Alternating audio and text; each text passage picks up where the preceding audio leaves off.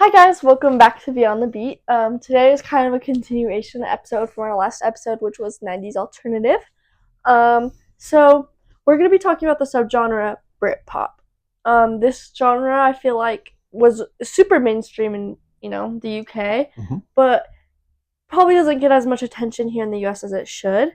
I think it also gets combined into a bunch of different genres, but it really has some unique sounds to it, and we're going to kind of be exploring that and talking about that today. So, For sure. yeah, I'm going to be talking about it with my dad. I'll be asking him some questions and hearing his thoughts on it too. So, yeah. Awesome. I'm excited. Okay, so for my first question and my first thought, what do you think really makes Brit pop like different, or what do you think that makes? What are some of the elements that make Brit pop?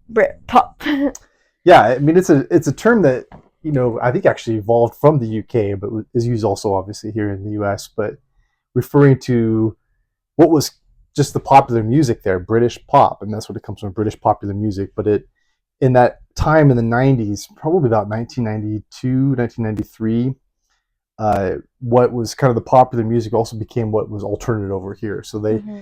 even though it was popular in the UK and kind of being your top 40 radio stations there, it was also alternative here. So we kind of refer to Britpop as more of the alternative genre, but I think Mm-hmm. there it was just music. It was just what was on Yeah. the radio on every station in the grocery stores and stuff.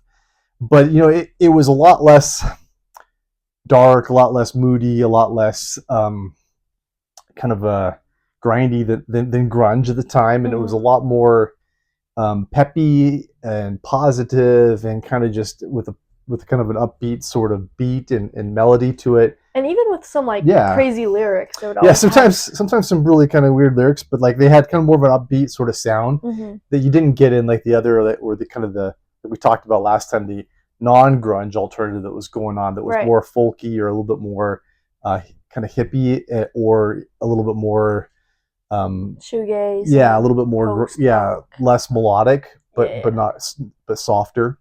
And so Britpop was a lot more like, hey, we're just gonna reinvent the Beatles back from the '60s into the '90s, and we're just gonna have fun, and we don't mind being in the spotlight, which is kind of not what grunge and a Right. lot of the '90s alternative bands were like. They wanted to be in the spotlight. They were in the tabloids there in the UK, and the music itself kind of reflected that lifestyle. I think one of the things that sets apart Britpop that makes it kind of hard for us to classify here was what was kind of the culture of the UK at the time. They Right. had, and I don't know if you've ever heard this, but the British kind of lifestyle of the culture there was a lot different than what we experienced. And we talked about the grunge a few episodes ago, about how there's kind of an angry undercurrent of like not wanting to be in the spotlight, not wanting to be high produced New York, Los Angeles stuff. It was more, the kind of originated out of Seattle.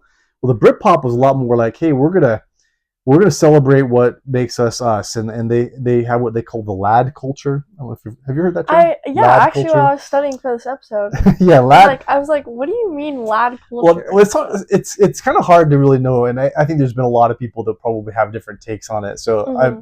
I'm not by any means an expert. I didn't grow up in the UK in the Mm-hmm. '90s, but the lad culture, as I understand it, is more back in England, they had kind of a situation where they'd kind of go on the prowl, going from pub to pub, and it would be Mm-hmm. like a group of guys that would get together, and then they'd go on holiday to some other Mediterranean country in Europe to go spend. And so a lot of the songs are kind of about that kind of lifestyle of just kind of roaming the streets, a little bit like the soccer hooligan, where you're going to the Right. games. It's just the big spectacle, but it's just like hanging with the boys. Right. And as part of that, a lot of it was also kind of being a little bit more um, you know, focused on alcohol, focused on partying, focused on the pub life, focused on just whatever that was going on, and just kind of being charming and dressing nicer, and um, more into fashion and things than we what we associated with alternative in the '90s here.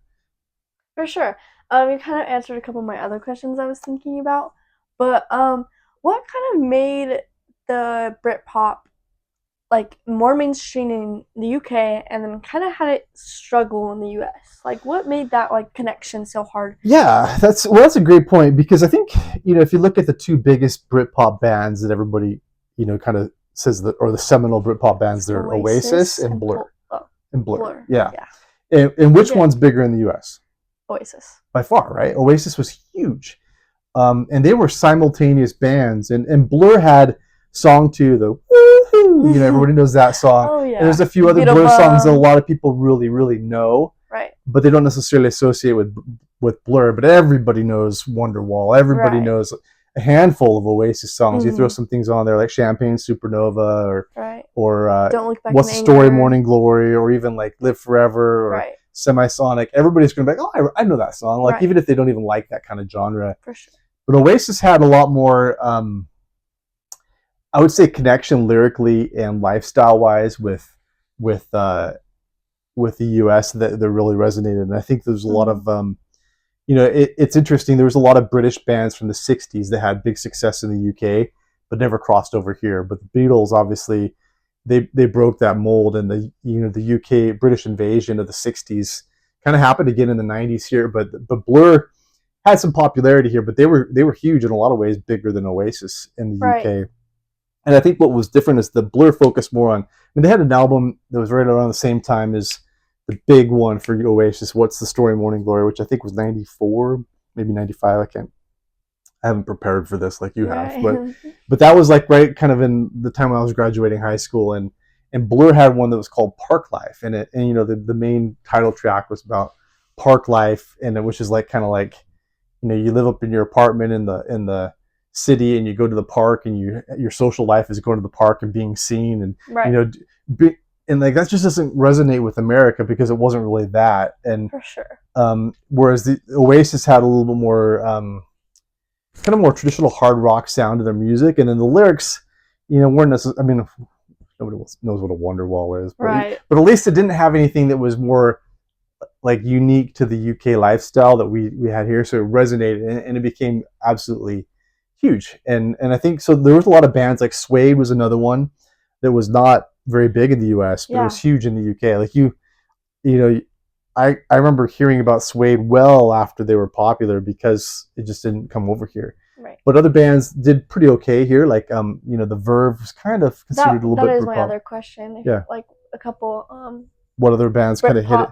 Bands that had it here in the U.S. Or just what just kind of talk about Britpop and bands and you know, in the general.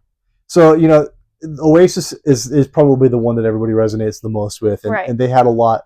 You know, they really wanted to be the Beatles, and they kind of had a lot of. I mean, even just in some of their concerts, I remember seeing them live, and they would show screens of like John Lennon, Paul McCartney, and like, you know, I remember like Liam Gallagher kind of like bowing or like showing respect or homage to those guys, and they just kind of wanted to be the Beatles, and they wanted to have that sort of thing, and that kind of, I think that connected really well. But then there's other bands like Blur, who are a little bit more like the lad lifestyle, a little more like get out on the prowl, kind of the living in the big city, you know, move from the country into the city, and what that kind of meant, and going on vacations to other places in Europe, and very European specific motifs there. And then, you know, there was Pulp, which we kind of talked about before. Pulp is a band that really started in the 80s, and they had their big album, Different Class, came out around the same time as Blur's biggest albums and Oasis's biggest albums, and it was kind of considered Britpop, I think, universally there. Here, it was a little bit more alternative, but I think now looking back on it, people call it Britpop because it had a little bit of that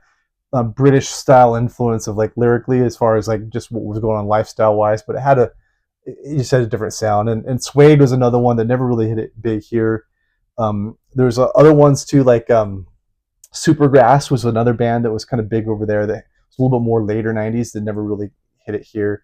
And then there's other bands that kind of had some success here but were huge in the UK. Travis, that's another one I know that it's one that our family likes a lot. I actually saw that Travis opened for Oasis back in, I want to say 1998, maybe 1999 at the Vegas Hard Rock. And I never heard of Travis at all. And I was excited to see Oasis, and Oasis was fantastic, but Travis blew me away, and they were just unbelievable. And you know, if you look back at what was going on in the U.S. at that time, what the pop music back that time was, it was the Backstreet Boys, it was Britney Spears. That was our pop music, and obviously rock and roll and alternative was so different from that. But in the UK, pop music was Blur, Oasis, and then there were a couple more that were kind of the borderline boy bands here. Right. Like Take That was another one that was like Robbie Williams. That were Oh, kind of I never heard. artists that were a little bit more on the kind of vein of Backstreet Boys, but like it was never what was popular here. Like they had the Spice Girls there, which also hit it really big here. But I think the Spice Girls were bigger here than they ever were in the UK. Yeah. I mean, but I feel like there's only like they weren't one hit wonders. But that was pop back there. But the Britpop genre was a little bit more like your typical band living a little bit more like a Spice Girl lifestyle back there.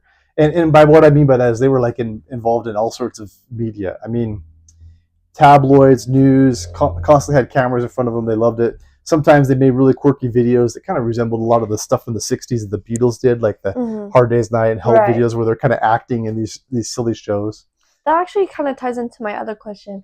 Especially with bands like Oasis, there was a constantly like drama between the twins. Yeah. Do you think that ever fueled Oasis as like major success within that genre? Yeah, I think so. I mean, I don't think we really understood how much that was here because Oasis, we kind of thought of Oasis more as like the two brothers that just always fought and like quit on each other in the concerts, and they still do. Right. They've been that way for their whole career. But Oasis also feuded with these other bands, and like oh yeah, because didn't they have like major beef with like with Blur and other bands? Oh yeah. And it's hard to know like how much of that was real versus how much of that was just the media, because I think if you think about some of the things that we obsess about here, like the pop culture stuff, like the Kardashians or the reality TV or whatever, right? I think the UK, they take that to the next level. Things related to the royal family, things related to their football teams, and at that time, things related to those pop musicians, those bands. Oasis and Blur were just like the headlines of all the tabloids.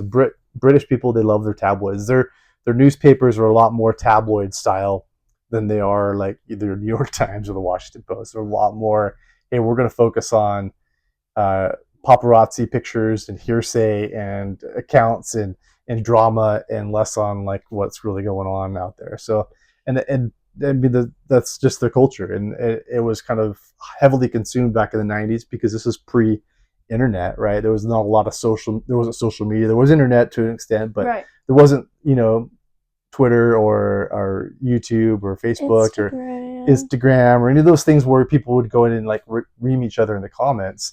It was all on newspaper, and like there was a lot of opinions and things like that. It's like the interviews, and it has like the quotes, like Liam Gallagher. Yeah, it just totally. Oh, shout out, by the way. Yeah, there you go.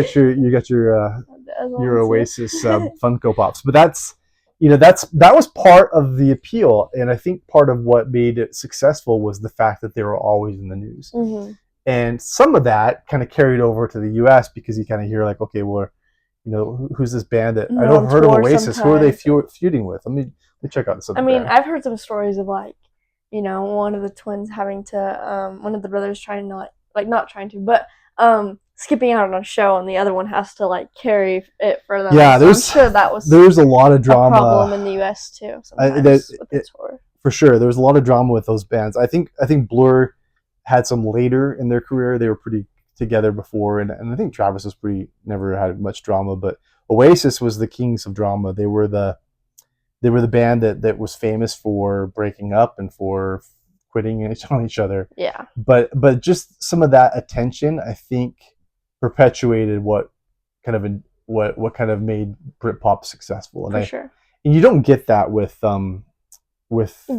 Yeah, you could contrast that to what was going on in the 90s. I mean, I think every once in a while there might have been like a comment from here or there from like one band towards another, like not liking the direction they're going or what. I remember Alice in Chains kind of made like a funny dig about Metallica getting haircuts like on their Unplugged album. They put on their guitar about like friends' haircuts or something like that, and it was like.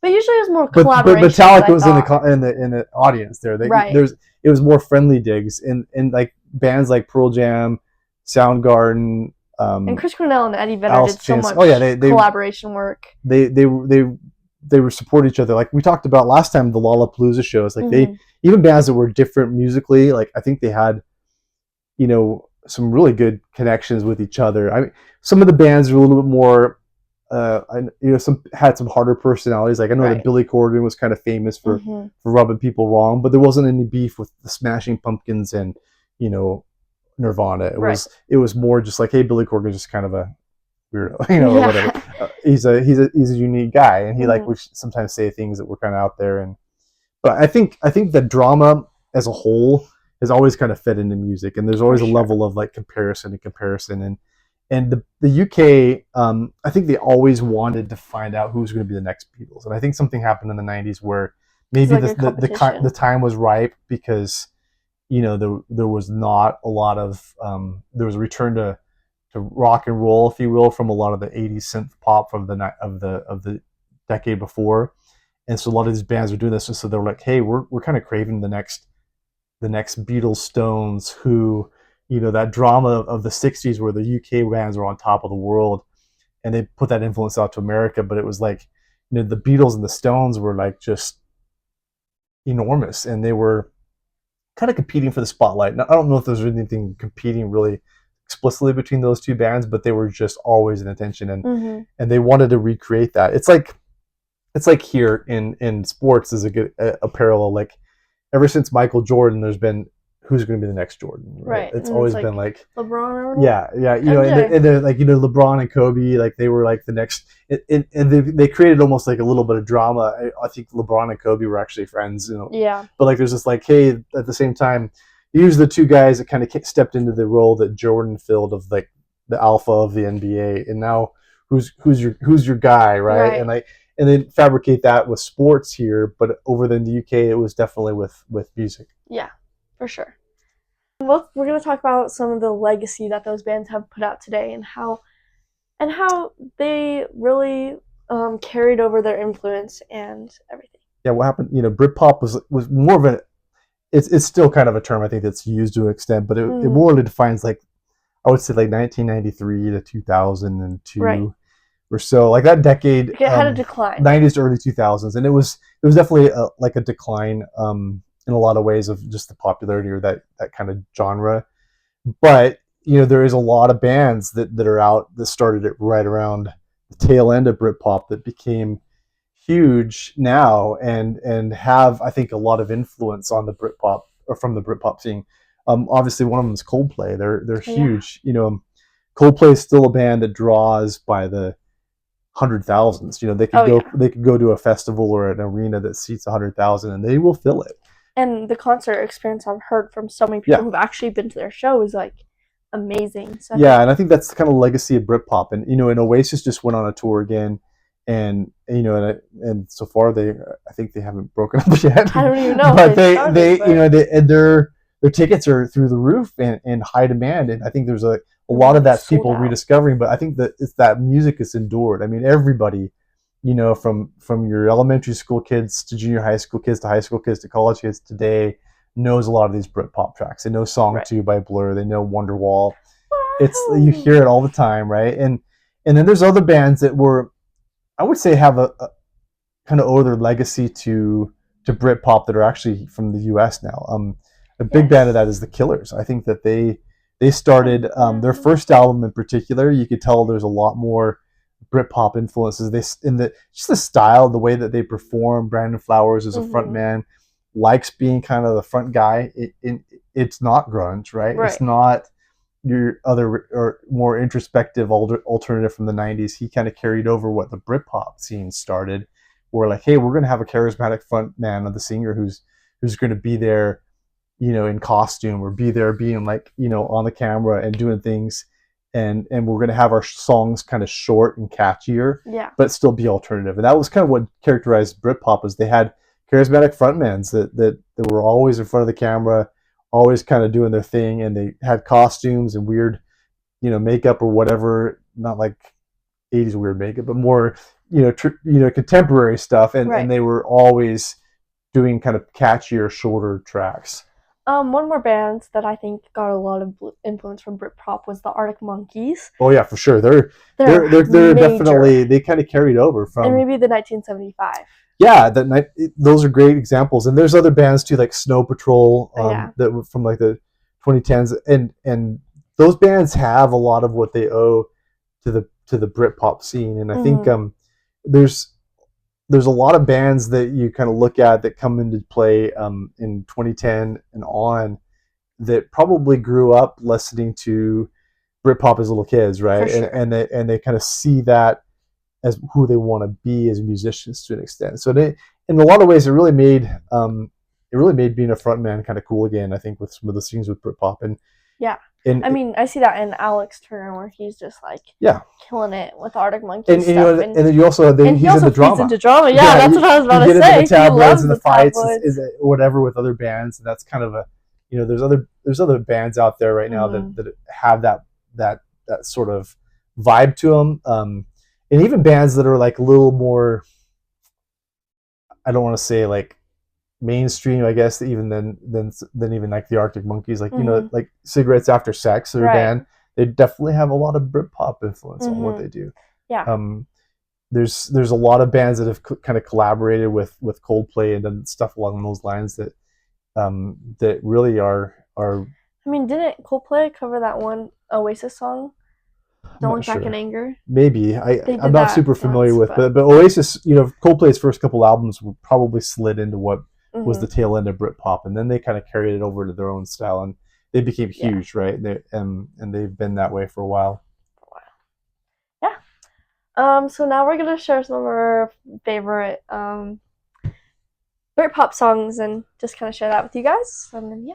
Okay, favorite Britpop songs. Oh man, "Common People" by Pulp. I mentioned they're kind of borderline, but that one talks a little bit about the lifestyle. Like, hey, you know, they're at college and they're at the bar. You know, I met a girl, thirst for knowledge, studies sculpture at St. Martin's College. That's where you know, like that first line.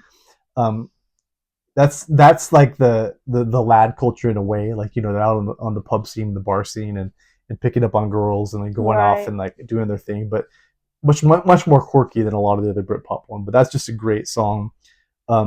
I love, if I had to choose a favorite Oasis song, um, "Don't Go Away," which I think is on their third album, is probably my favorite one, as far as their more traditional poppy kind of songs. Off of the main "What's the Story," "Morning Glory," I love "She's Electric." That one's just a really cool, catchy song that just a little bit more folky than Oasis usually does, but it's just such an earworm.